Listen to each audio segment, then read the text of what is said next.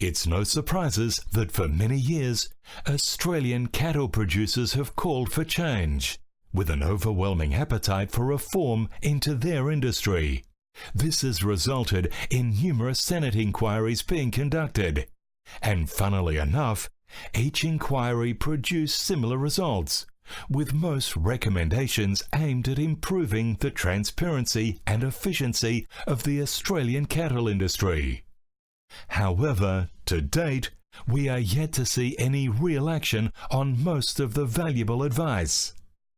One of the recommendations was that a producer-owned body be established by legislation, with that body having the authority to receive and disperse funds for research and development, as well as the marketing component of the cattle transaction levy funds. The current system sees grass-fed levy payers contributing the bulk of their compulsory levy to the tune of $56 million into Meat and Livestock Australia, with producers having no say as to where their money is spent, or whether in fact it is used in their best interests. What we do see is MLA using producers' funds more for the benefit of multinationals and supermarkets. In contrast, there are other peak councils that have a fairer system that works well for their stakeholders, and those same arrangements could be adopted by grass-fed beef producers.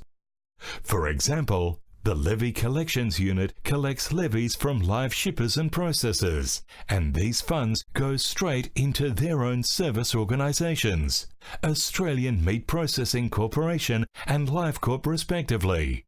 They then feed an agreed sum of money into the MLA. Australian Wool Industry, another well-managed organisation, ensures their members are recognised and are automatically given voting entitlements, allowing for a democratic voting system. Members vote every 3 years on how much levy they would pay, 0 to 5%, and decide how much is spent on R&D and marketing. We propose a modification of the existing industry funding arrangements to bring grass-fed cattle producers' representation into line with these other sectors of the red meat industry, duplicating that which has been adopted by the Australian Meat Processor Corporation and the Australian Meat Industry Council. As far as levies go, we propose that producers could pay a percentage of their gross sale price, with a ceiling. This would be a fairer system than the $5 flat rate levy, which discriminates against producers battling with young or drought-affected cattle.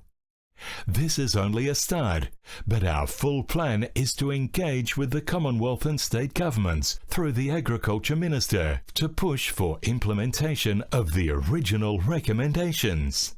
A producer-owned body be set up by legislation with authority to receive and disperse research, development and marketing funds. Establish a cost-effective automated transaction levy system, which identifies levy payers against levies paid, which allows for allocation of voting papers. The Levies Excise Act of 1999 be amended to ensure that all levies paid by processors are recognised as processor levies. The National Audit Office to conduct an audit of the cattle transaction levy system, tracing the levy from inception. The Minister of Agriculture dissolve the Meat Industry Advisory Council and establish a new system to manage and disperse funding from the Industry Reserve Fund.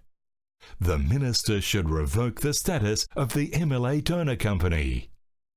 Department of Agriculture, in consultation with the cattle industry, conduct an analysis of the benefits and consequences of introducing legislation similar to the Stockyards and Packers Act. This is not radical change, but a fair and reasonable adjustment within the existing industry structure. Australia's red meat industry is worth $18 billion. We must protect it and our producers. Producers working together is the most powerful way to achieve change.